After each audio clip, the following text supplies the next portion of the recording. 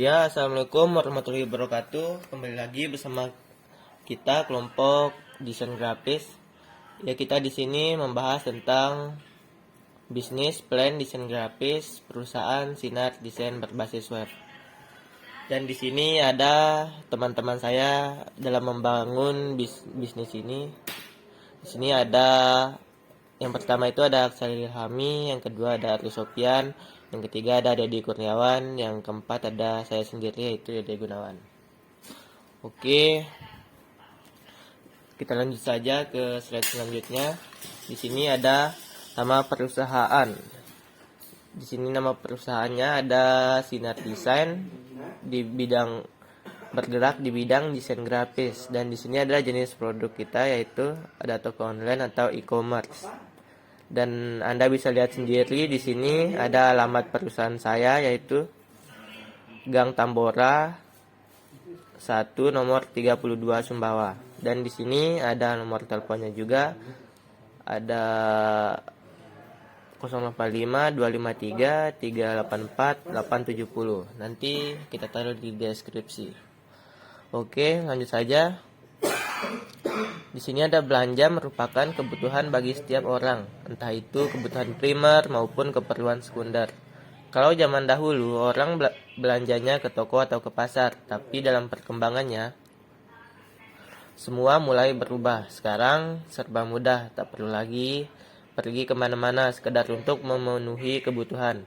Sekarang orang bisa dengan mudah berbelanja dengan keberadaan toko online. Di sini apakah toko online itu? Menurut Kamus Besar Bahasa Indonesia atau KBBI, toko adalah kedai berupa bangunan permanen, tempat menjual barang-barang atau makanan kecil dan sebagainya. Sedangkan menurut Wikipedia, online atau daring adalah menunjukkan keadaan konektivitas dalam hal ini, tentu saja saat terhubung dengan internet. Jadi, dari dua kata di atas bisa disimpulkan bahwa toko online adalah sebuah toko yang menjual barang-barang yang direalisasikan dalam tampilan sebuah website yang dapat diakses saat terhubung dengan jaringan internet. Sistem informasi juga ada di sini, kombinasi antara prosedur kerja, informasi, orang, dan teknologi informasi yang diorganisasikan untuk mencapai tujuan dalam sebuah organisasi internet adalah seluruh jaringan yang saling terhubung satu sama lain. Beberapa komputer dalam jaringan ini menyimpan file seperti halaman web yang dapat diakses oleh seluruh jaringan komputer maupun handphone dan tablet. Melihat pangsa pasar, peluang serta kemudahan yang dihadirkan oleh sistem penjualan online, penulis berencana membuat sistem dan menjajaki pasar online yang sedang makin digemari oleh masyarakat, terutama kalangan menengah atas. Dari permasalahan tersebut, maka akan dikembangkan sebuah website toko online, dan penulis berusaha mengimplementasikan sistem tersebut ke dalam bentuk tugas ujian akhir semester atau UAS dengan judul perancangan aplikasi toko online untuk melayani pemesanan online desain grafis. Oke, yang pertama itu ada penjelasan produk. Desain grafis, tentu Anda sudah tidak asing lagi mendengar kata ini. Desain grafis adalah proses mengombinasikan tipografi, ilustrasi, fotografi, dan cetak untuk tujuan persuasif, memberikan informasi atau perintah. Desain grafis juga dikenal dengan desain komunikasi visual. Disebut sebagai desain komunikasi visual karena desain grafis dalam menyampaikan pesan dan informasi kepada audiens dengan sentuhan visual yang sangat kental. Saat ini, desain grafis sering dikategorikan sebagai commercial art karena merupakan panduan antara seni rupa dengan komunikasi untuk tujuan bisnis. Saat ini, industri desain grafis sangat berkembang pesat. Hal ini dikarenakan kita sudah memasuki era digital, di mana semua hal yang kita lakukan berpusat kepada teknologi. Oleh sebab itu, segala hal dalam hidup kita termasuk perekonomian, kita sudah berpusat pada dunia teknologi, maraknya online shop, maraknya industri video dan yang lain membuat kita mulai memikirkan untuk berbisnis di sosial media. Jika Anda seorang calon desainer atau mencari layanan desain untuk bisnis Anda, memahami 8 jenis desain grafis ini akan membantu Anda menemukan keterampilan yang tepat untuk pekerjaan itu. Di sini ada latar belakang bisnis. Pada perkembangannya, desain grafis semakin populer dikenal hampir semua kalangan masyarakat. Desain grafis adalah cabang ilmu dari seni desain yang dalam perkembangannya, desain grafis dibantu oleh komputer dalam mendesain sebuah objek. Dalam desain grafis, teks juga dianggap gambar karena merupakan hasil abstraksi simbol-simbol yang bisa dibunyikan. Desain grafis diterapkan dalam desain komunikasi fine art seperti jenis desain lainnya. Desain grafis dapat menunjuk kepada proses pembuatan, metode merancang, produk yang dihasilkan, ataupun desain yang digunakan. Seni desain grafis mencakup kemampuan kognitif dan keterampilan visual, termasuk di dalamnya tipografi, ilustrasi, fotografi, pengolahan gambar, dan letak. Desain grafis adalah suatu bentuk komunikasi visual yang menggunakan gambar untuk menyampaikan informasi atau pesan seefektif mungkin. Dalam desain grafis, teks juga dianggap gambar karena merupakan hasil abstraksi simbol-simbol yang bisa dibunyikan. Desain grafis diterapkan sebagai desain komunikasi dan fine art seperti jenis desain lainnya. Desain grafis dapat merujuk kepada proses pembuatan, metode merancang produk yang dihasilkan atau rancangan, ataupun disiplin ilmu yang digunakan atau desain. Di sini ada potensi pasar. Yang pertama itu banyaknya kegiatan masyarakat saat ini menyebabkan semakin banyak yang memakai dan memanfaatkan jasa desain sebagai ruang publikasi dan dokumentasi. Yang kedua itu ada di era informasi seperti sekarang ini, banyaknya kegiatan masyarakat dan instansi maupun ormas akan semakin banyak yang memanfaatkan jasa desain dalam memasarkan kegiatan-kegiatan atau produknya. Di sini ada visi misi. Yang pertama itu visi kita itu untuk menjadikan Sinar Desain ini sebagai perusahaan yang mampu bersaing dengan kompetitor di era digitalisasi ini. Yang kedua itu ada misi. Yang pertama itu kita itu menyediakan dan melayani pengerjaan desain grafis dan sistem informasi teknologi pemasaran dengan memperhatikan kepuasan dan kecocokan pada kebutuhan konsumen. Yang kedua itu kita itu membuat usaha yang menguntungkan dan berkelanjutan. Oke, materi selanjutnya itu akan dijelaskan oleh teman saya.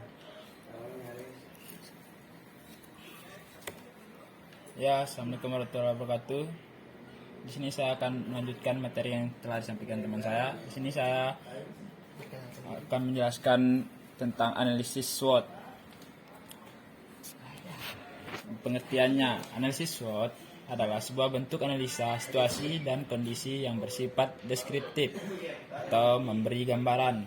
Analisa ini menempatkan situasi dan kondisi sebagai faktor masukan yang kemudian dikelompokkan menurut kontribusinya masing-masing.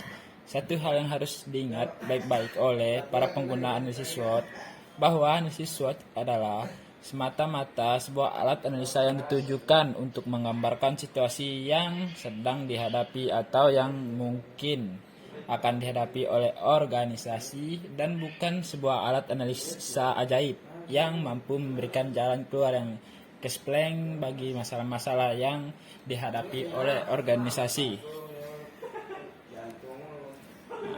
Di sini ada strength.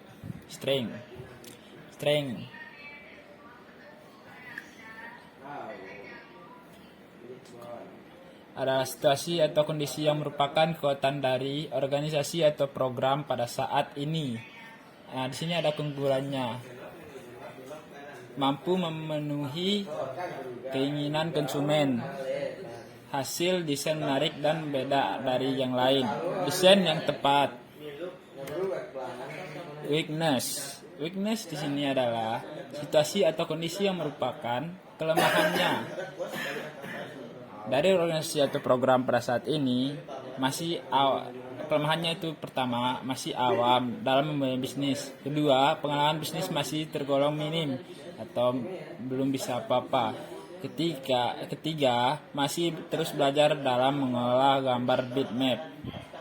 Selanjutnya, opportunity adalah situasi atau kondisi yang merupakan peluang di luar organisasi dan memberikan peluang berkembang bagi organisasi di masa depan. 1. Pemasaran secara online. Nah, di sini kami terus mengembangkan promosi dalam layanan online dari media sosial. Nah, kedua, melayani pemesanan online dari konsumen. Yang ketiga, memasang iklan di media sosial sehingga banyak konsumen tertarik dalam memesan produk kami. Selanjutnya, 2. Fasilitas dan infrastruktur cukup memadai.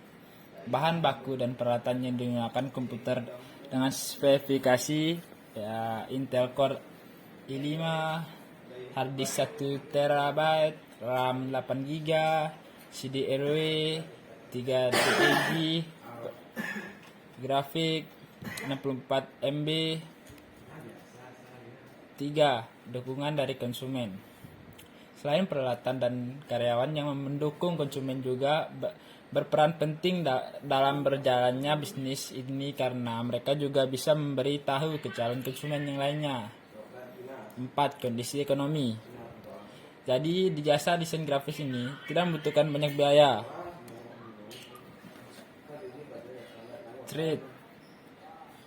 Threat adalah situasi yang merupakan ancaman bagi organisasi yang datang dari luar organisasi dan dapat mengancam eksistensi organisasi di masa depan.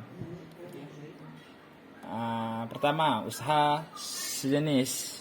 Melihat hasil analisis pesaing serta potensi permintaan pasar yang cukup besar, kita masih memiliki peluang yang cukup besar. Dengan pelayanan jasa desain tanpa minimum order serta tempat yang strategis bisa menjadi peluang untuk bisa bersaing dengan pemain lama yang ada di pasar. Adapun pesaing di area Sumbawa antara lain Color Print, Drew Print, dan Akbar Print. Nama-nama tersebut bergerak di desain grafis juga dan percetakan. Kedua, lingkungan pemasaran terbatas. Jasa kami hanya melayani di wilayah Sumbawa dan hanya menerima jasa desain tanpa pencetakan.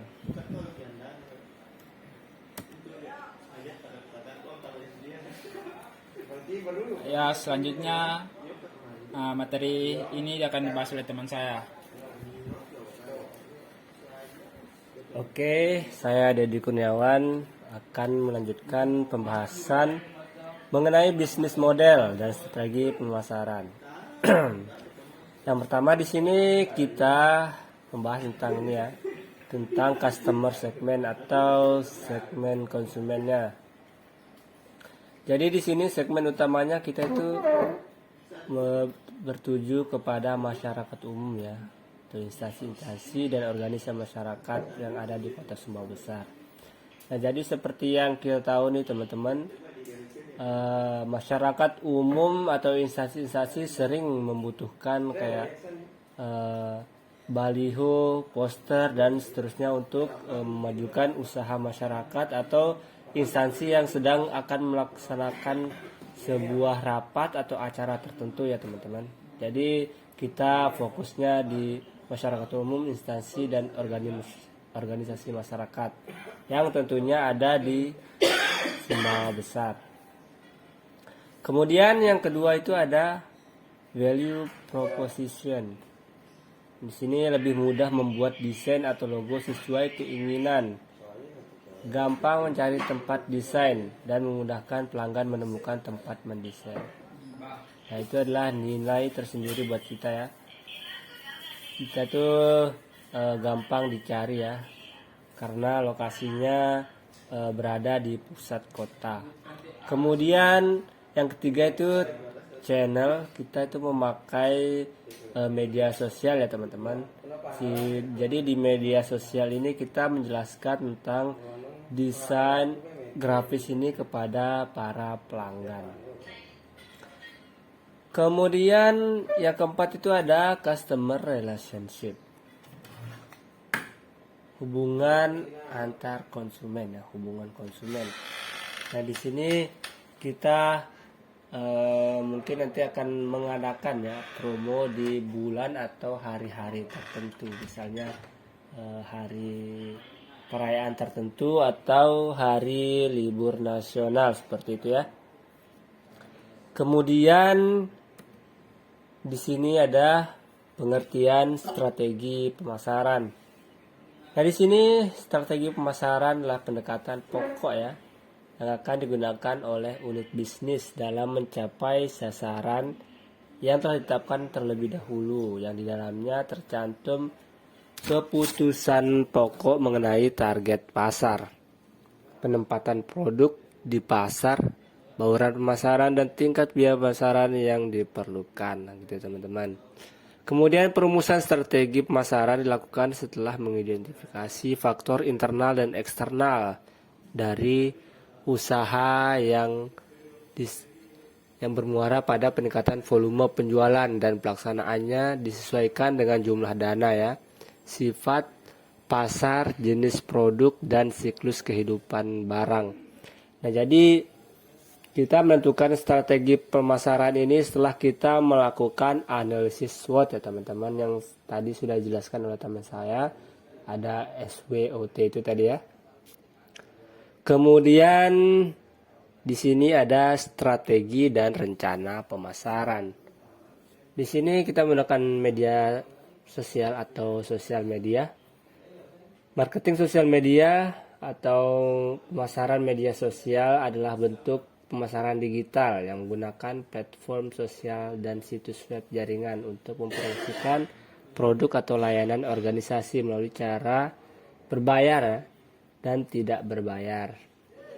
Banyak market yang memanfaatkan peluang dari meningkatnya popularitas media sosial. Nah, jadi kita zaman sekarang kan kebetulan juga lagi musim pandemi ya teman-teman. Kita tuh untuk pemesanannya dan pemasarannya nanti bisa kita menggunakan media sosial ya, entah itu melalui Facebook, Instagram, Twitter, ataupun WhatsApp teman-teman. Jadi kita tidak perlu repot-repot untuk pergi ke lokasi dan mencegah dari menyebarnya virus COVID-19 ini ya teman-teman. Kemudian di sini ada konten marketing. Nah, di sini konten marketing adalah merencanakan, membuat dan mendistribusikan konten tersebut secara tepat sasaran kepada para audiens. Nah, tujuannya itu untuk menarik audiens supaya mengenal produk dan mendorong supaya menjadi pelanggan. Nah, gitu teman-teman. Konten marketing dapat berupa gambar, tulisan, audio, video, dan lain sebagainya. Nah, jadi untuk lebih jelasnya teman-teman, kita akan membuat misalnya kita akan membuat sebuah poster atau video yang menunjukkan atau yang mengiklankan perusahaan kami gitu ya, agar orang-orang tertarik untuk berlangganan di perusahaan kami, begitu teman-teman. Nah, hal yang paling penting dari konsep pemasaran ini adalah membuat konten semenarik mungkin agar bisa menarik penjual dan dilakukan secara terus-menerus, gitu teman-teman. Kemudian di sini ada strategi pemasaran yang akan diterapkan secara umum. Nah, di sini ada pun strategi yang ingin diterapkan menurut konsep Michael Porter. Yang pertama itu ada tempat. Kita itu memilih tempat yang strategis di pusat kota. Nah, jadi kita tuh lokasi. Perusahaan kami itu berlokasi di pusat kota Sumbawa Besar ya, tepatnya di Kelurahan Brangbiji teman-teman. Kemudian yang kedua ada strategi produk. Di sini kami melayani pesanan melalui media sosial seperti yang sudah saya bilang tadi ya teman-teman. Entah itu melalui Facebook, Twitter, Instagram ataupun WhatsApp, kita bersedia untuk melayani pelanggan ya. Yang kedua ada menyediakan konsultasi tentang desain. Nah, selain kita mendesain, di sini kita juga menyediakan konsultasi tentang desain gitu teman-teman. Yang ketiga itu biaya rendah. Nah, strategi ini bukan berarti kami mengurangi margin laba, tetapi kami mencoba untuk mempertahankan pelanggan yang lama agar tidak melirik ke produsen lain. Nah, biasanya kalau zaman sekarang kan perusahaan-perusahaan baru gitu kan, perusahaan baru sering mematok harga yang rendah gitu, mematok harga yang rendah agar pelanggannya tidak beralih ke perusahaan lain. Nah, begitu juga kami di sini. Kami akan berusaha untuk menjaga agar biaya atau harga yang kami tawarkan itu tetap rendah. Agar apa? Agar pelanggan akan tetap berlangganan di perusahaan kami dan tidak ke perusahaan lain teman-teman. Nah begitu. Oke, selanjutnya di sini tentang prototyping akan dijelaskan oleh teman saya, Aris Sofyan. Silahkan. Oke, saya akan melanjutkan tentang prototyping toko online dan manajemen operasional serta SDM. Dalam perancangan sistem ini, penulis menggunakan metode prototype karena metode ini dapat memberikan ide bagi analisis sistem atau pemrogram untuk menyajikan gambaran yang lengkap. Dengan demikian, calon pengguna sistem akan dapat melihat pemodelan dari sistem itu baik dari sisi tampilan maupun teknik prosedural yang akan dibangun. Jadi berikut ini adalah beberapa tahap dari model proses prototype yang akan digunakan. Yang pertama itu ada pengumpulan kebutuhan pengembang, mendefinisikan format dan kebutuhan keseluruhan. Jadi di sini ada perangkat lunak mengidentifikasikan semua kebutuhan dan garis besar sistem yang akan dibuat. Terus yang kedua itu ada membangun prototyping. Membangun prototyping dengan membuat perancangan sementara yang berpusat pada penyajian kepada pelanggan, misalnya dengan membuat input dan contoh outputnya. Terus yang ketiga itu ada menguji sistem setelah sistem sudah menjadi suatu perangkat lunak yang siap pakai. Kami mengetes dahulu sebelum digunakan. Jadi sebelum sistem ini diluncurkan atau digunakan di halayak ramai, jadi kita akan mentesnya, akan mencobanya dengan berbagai macam. Terus yang keempat itu ada evaluasi sistem. Jadi evaluasi sistem ini pelanggan mengevaluasi apakah sistem ini sudah jadi sesuai dengan yang diharapkan pelanggan. Jadi di sini ada evaluasi sistem untuk pelanggan berbicara apakah pelanggan tersebut puas dengan sistem ini apa tidak. Terus yang selanjutnya yang kelima, menggunakan sistem perangkat lunak yang telah diuji dan diterima pelanggan, siap untuk digunakan serta tinggal dikelola dan dipelihara. Jadi ini adalah sistem terakhir ataupun evaluasi terakhir. Jadi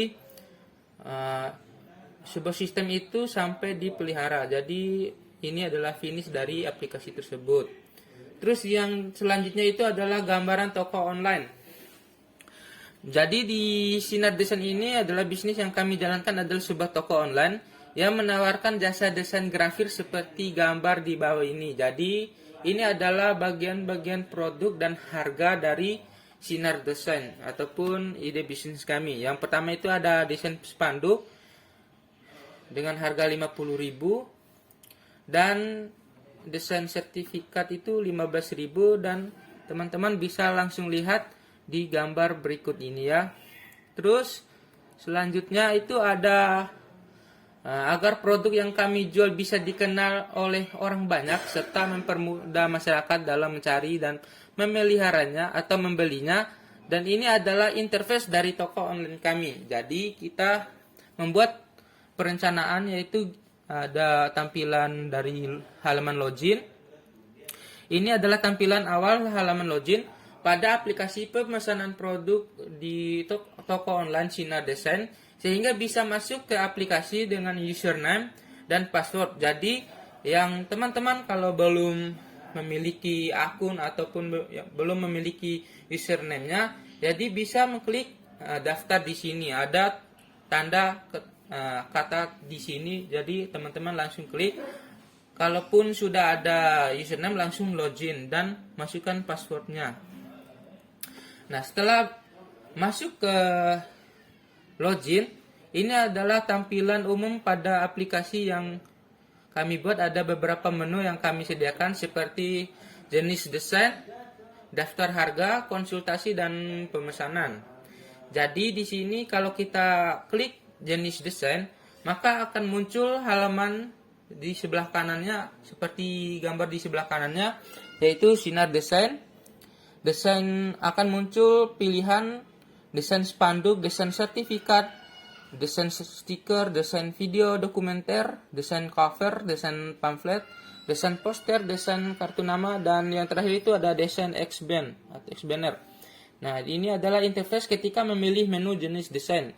Jadi pada tampilan ini akan muncul list jenis desain yang ingin dipesan, jadi konsumen tinggal memilih jenis desain sesuai keinginan. Tinggal teman-teman checklist dari kotak tersebut. Nah, yang selanjutnya itu ketika teman-teman mengklik daftar harga dari menu sebelumnya yang tadi, akan muncul gambar seperti di sebelah kiri layar, yaitu daftar harga desain. Jadi teman-teman sebelum memilih produk, teman-teman bisa melihat dulu daftar harganya sehingga bisa teman-teman antisipasi berapa harga dari jasa pembuatan desain tersebut. Ini adalah interface ketika memilih menu daftar harga. Jadi konsumen bisa mengetahui nama produk beserta beberapa harga produk yang akan dipesan.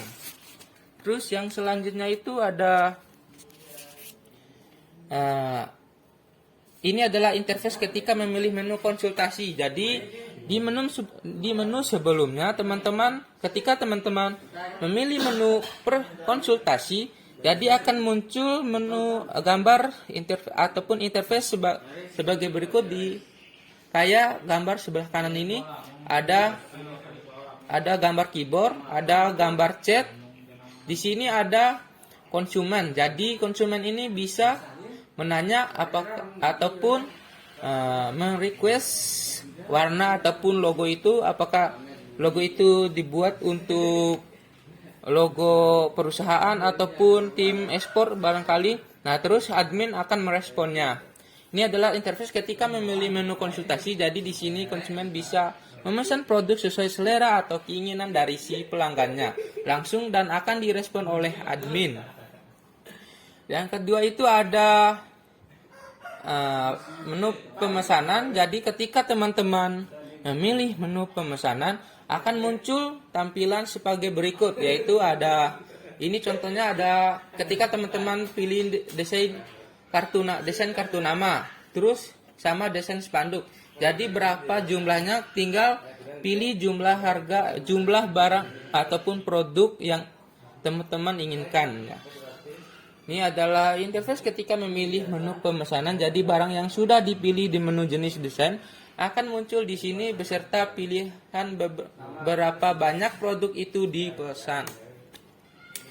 Nah, di sini ada aspek keuangan. Jadi di sebuah bisnis tentu ada yang namanya itu ada aspek keuangan. Dan ini adalah rincian biaya bisnis desain grafis.